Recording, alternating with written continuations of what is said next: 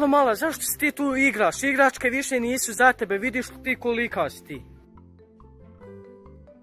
Ona mala ima lijepe igračke, kako samo ne bi otišla gdje pa da ja sebi uzmem one igračke.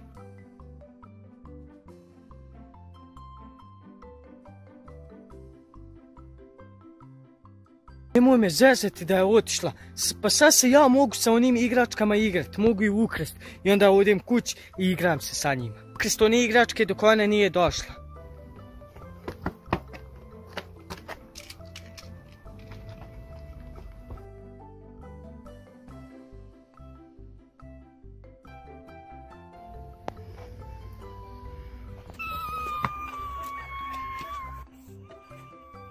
Lijepe moje igračke, sad ću svaki dan s vama igrati.